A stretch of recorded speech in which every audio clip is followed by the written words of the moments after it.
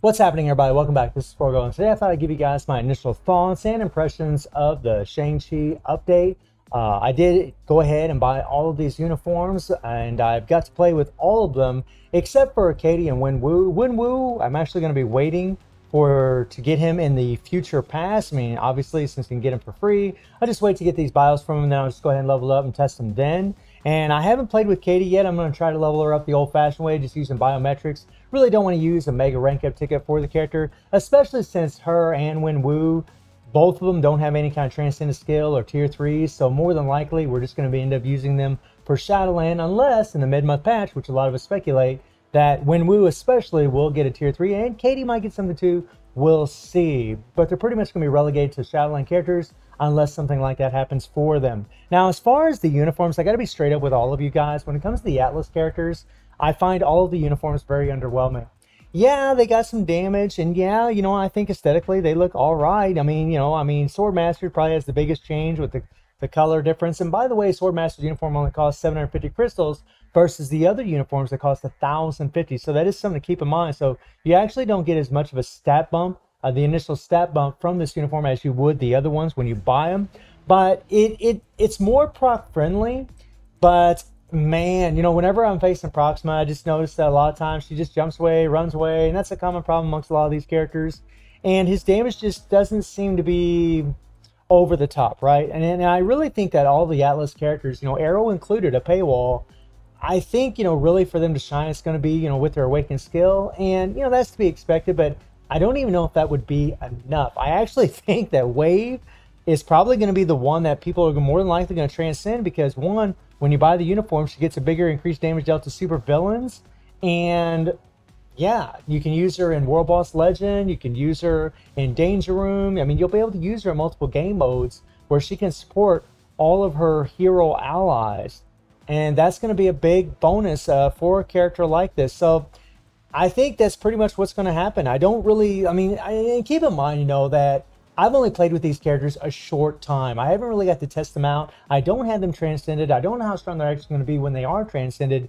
But, looking at the awakened skills, they're going to get stat bumps from having all these things. But, sorry, buddy, not right now. But is it going to put them over the top? I don't think so. The all defense down is going to be really great for the players out there that are just facing the regular world bosses other than the last two phases of Thanos. Obviously in World Boss Legend, it's not going to be worth a crap. But I really think that really all the Atlas characters, they're just going to be there, right? I don't think anybody's really going to want to level them up except for Wave for support at this point as far as the testing I've done so far. And something I just want to note to you guys is, did Wave get a tan?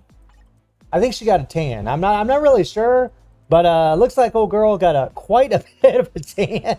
She is a lot darker than what she was. So, but the animations on all the uniforms are really great, right? The animations on the Wave uniform is good, and I know that isn't what people really want to hear. They like the animations. That's really nice to see, and you can cancel some skills, and there's some good stuff, right? It's definitely an upgrade. All these uniforms are upgrades for the character, but is it enough to justify going out and spending the crystals for them? Wave, in my opinion, would probably be the one just because of her damage to support passive. She's going to be a good support. Swordmaster and Arrow, I am very reluctant to say that you should buy those uniforms. I just don't think it's enough. Swordmaster's definitely better. Arrow's definitely better. But Arrow still has this problem where whenever you're using her force skill, she just isn't very proc friendly, right? Whenever you use her force skill, you can't cancel a thing immediately. These are just little things that I noticed playing the character. But this force skill, you really want to combine the 4 and the 5 when you're playing with Arrow. And you want that big ball showing up, that big wind ball or whatever you want to call it, necro ball, whatever you want to call it, when you're doing the 5th skill. Well, you can't just cancel the skill, right? You got to let it play out a little bit, and it's going to do a lot of hits. It's going to trigger your proc, and she just doesn't seem very proc friendly. And to be perfectly frank with you guys, I didn't find her damage really all that impressive. It was okay, but compared to a lot of other characters, even characters that aren't top tier, it was okay. It was okay. It was nothing really spectacular at all. Then we get into Shang-Chi. Now, Shang-Chi got an amazing upgrade. He is ridiculously stronger than what he was before. It's a zero to hero uniform easily, because he's coming from a place of total absolute crap. And yeah, he's God tier, but I got to tell you, and I played him for about, 20-30 minutes, not a lot, but I find him extremely awkward to play. Now, it is a zero to hero uniform. This thing is a massive upgrade. I mean, he is way, like, this dude is way stronger than what he was before. But because of his long cooldowns, I mean, and yeah, I know you can reset the fifth skill with the first skill. I get that. But that is on a, let me see his passive, that's on a 9-second cooldown. So you got to have in the back of your mind that 9-second cooldown going on to use the fifth skill. And you got to juggle between the 5 and the 4 when you're playing with them. At least that's what it seems like so far. And the 4 does good damage too. It's just, he's very awkward. Like, and I almost feel like if you're going to use him in PvE, that the Rage is going to be the best. I don't find him proc friendly. Maybe he will be with some practice and some finesse as far as playing with the character. Again, you can reset the fifth skill. I did kind of work out some kind of rotation earlier, but he's just awkward. Honestly, this is one of those characters in PvE wise that I really wouldn't want to play. And that's a shame, because I think Shang-Chi is awesome. I'm a martial arts person myself. I studied Muay Thai for years. So, I got a big affinity for these kinds of characters. And I love his tier 3. I think it's absolutely beautiful. And I love that it's just a solid buff, which is really great. And that's honestly when he's really going to get that shine. I mean, when he gets this increased basic attack damage by 90% for 13 seconds, the ignore iframe, the chain hit damage by 90%, that's just nuts. The 100% heal, I mean, it's just crazy. I mean, he already has a heal here. I mean, this is an insane upgrade. And really, this is a uniform that, even though I just kind of complained about how he plays, I do think it would be worth buying, because it is just an insane upgrade for the character. It really is. But I think the spotlight for Shang-Chi is really going to be in PvP. I mean, when you look at this kit, again, with the ignore iframe here, he's got, like, on his 3rd skill, he's got a counter attack that ignores iframe. It has reflect. I mean, he's got multiple heals in his kit. It's just, it screams PvP. And honestly, the fact that he can reset that 5th skill, that is an iframe. So when he's facing characters that don't have ignore iframe, he's going to get it done. He's going to get it done. He's going to do very, very well. I predict him to be very good in PvP. He's got the decreased damage received by 40% now in this uniform. I just think that's where he's going to shine. Big time, guys. Having the heals and, like, I mean, he looks like this is where he's going to shine. And for a player like myself, that isn't really that all appealing, because, whenever I play Timeline, and I know a lot of you out there do the same thing, we just play on auto, so it kind of makes the character kind of eh. And I know some of you love PvP, and you're probably looking at this character, watering at the mouth thinking, oh my God, and you should, because I think, I can't guarantee nothing. I only have a tier 2. I can't really test him in PvP, but I think in PvP is where he's really going to shine.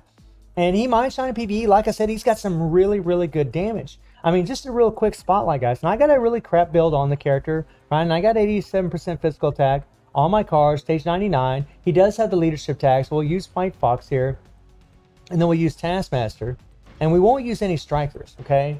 And the other thing about this character is his 5 and his 4 can get interrupted easily when Proxima jumps around. So he can be pretty annoying because of that too, on top of the cooldowns to play. So we'll just go ahead and switch them in there, and we'll just start off with the 5th skill. Okay, and then we're just going to go into the 4, get our heal, hit the reset, and then go back into the 5. And now you see I'm keeping the proc where it belongs, but, we died. Now that's something to be expected whenever you have a level 60 character, take him against stage 99. But I mean, the damage is good. The damage is very, very good. And the thing is, he's got a crappy build right now. He doesn't have, a tier 3. I mean, he does have some, well, he's not totally crappy. He actually does have some Urus. Okay. He's got some Urus, but still, it's pretty good damage considering. But he is still just level 60. And he just has, 140% damage proc, normal rank uniform, and just a Hawk's Eye set. So I could easily make him a lot stronger than what he is. But for me, I'm not really sure where I stand on the character, because, I mean, I do think the uniform is worth buying. I do think it's a 0 to hero upgrade. But he's very awkward to play, guys, because you're going to have to learn to switch around between the 5 and the 4, use the 1, give and take, have that 9-second cooldown in the back of your mind as far as whenever you can reset the 5th skill from the 1st skill. I mean, he's really tricky, and I think that's why the Rage is probably going to be the best form as far as PvE. But again, I think that PvP is where it's going to be at, you know. I mean, he's got the damage accumulation here, but it's only a 50% chance when attacking, but he does a lot of hits, so the chance of him triggering this are actually really good, but it's on a 20-second cooldown, so that's kind of a bummer. It's weird because, you know, I'm sitting here saying this is a Zero to Hero uniform, but I'm actually throwing out, you know, quite a few complaints because, you know, we like characters that have a lot of ease of play, and I just, as of right now, and this might change over time, I'm going to practice with him a lot more. As of right now, I just don't think he's an easy character to play. I don't think he's very proc friendly. And I do think, you know, a lot of the reason for that is because he's probably going to shine in PvP. Something about PvP that, well, yeah, he does. He has penetration on his tier 3, and he's probably going to charge up that tier 3 really, really fast because he can reset that 5th skill very, very quickly. I mean, the moment he uses the 5th skill and he goes in the 1st, he can reset the 5th skill again. You use it, you're probably going to have your tier 3 up pretty damn fast. And the 4th skill does really good damage. So, and then I'll have the penetration here, and all the chain hit and the heal and all this other good stuff. But I am disappointed a bit because, you know, I really want characters to be, you know, easier to play, you know, where you don't have to sit there and think about cooldowns and countdowns of resetting, you know, your skills. It's just, it's a cool effect. And I really like that Netmarble's trying to do things differently, but I don't know. You know, I'm going to have to play with him a little bit more before I have a final conclusion on what I think about him. But I do think the uniform is worth buying. It is. It's a huge upgrade. It's insane. I mean, he is so much stronger in this thing that it's not even funny. And then I went ahead and I did a little gameplay in the new game mode here, the Timeline Survival. And, you know, so far, I'm pretty unimpressed. There's really nothing about this thing that really screams awesome to me. You know, maybe I'll do a separate video about it, but you get 5 tries, and then those tries are on a cooldown of 1 hour each time you do a try, using these temporal energies. My face is in the way, so you couldn't see me click on it. But I mean, there's some nice little strategic things in here, but it just, you know, honestly, it just reminds me of Shadowland. And the thing is, there's no shop. You know, when we was watching the live stream, I saw a shop here, so maybe you have to finish this thing before the shop shows up. I talked to some other players in Discord. They didn't see a shop either, so, you know, maybe let me know in the comments. Maybe I'm missing something. But I really don't know what to think about this game mode until I know the kind of rewards that we're going to receive and the amount of rewards that we're going to receive. I can't really judge anything based on just, you know, playing something that I don't know what you're going to get. So I remain reserved as far as the judgment, as far as the game mode, but I do like that we do have a new game mode. It's always nice to get new content because it really spices things up in the game. But we'll see how relevant this is going to be as time goes by. And then we have the legendary battle, and the legendary battle is actually pretty cool. I'm unfortunately in a situation where, you know, I don't know if I want to spend these crystals, to be perfectly honest with you guys, because I could actually spend my crystals in other areas in the game to actually benefit my account much more than buying this legendary battle. And, you know, I'm pretty short on funds because I've been on lockdown. I haven't worked in over 3 months. So no income other than the little bit of income that I get from YouTube in the last 3 months. So, you know, my savings just kind of draining. So I really don't have the money to just go crazy and go hog wild and buy everything, you know. But I do think the legendary battle is pretty awesome because you can get a free CTP of Judgment from it once you level up Shang-Chi's uniform to Mythic. So that's actually pretty damn awesome.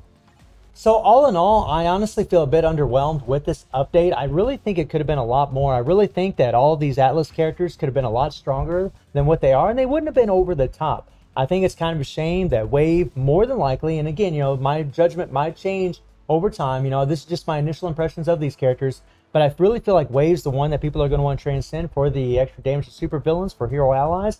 I feel like Swordmaster and Arrow are probably going to be sitting on the sidelines unless people want to level them up for story mode. I'm not really sure about Katie or Wenwu, but again, they don't have Transcended or Tier 3 skills yet, and it remains to be seen if they will get them. And Shang-Chi is a Zero to Hero uniform, but y'all heard my criticisms of the uniform as far as, you know, ease of play, and the fact that more than likely he's going to be a PvP character more than anything. But again, he might be really strong PvE. I mean, he's got really, really great damage And as far as the new game mode, I have no idea what kind of rewards you're going to get. So it's hard to make any kind of judgment on it because we need to know what we're going to get before we can make a judgment call on a game mode. And so far, it's really, really easy. So that's something else. You know, you want it to be challenging. You don't want new content to be super easy, because if it's easy, it just becomes boring in a short amount of time. But again, I'm going to play with these characters a lot more. You know, maybe try to work out some, better rotations for them. Maybe try to work out better rotation for Shang-Chi. And maybe my opinion would change about a lot of the things that I've said already. Let me know in the comments how you're all feeling about this update. And I do stream on Twitch at 9 p.m. GMT plus 7 time. The link will be in the description below. And I hope you enjoyed the video. Thank you for watching. Y'all take care and have a good one. See ya.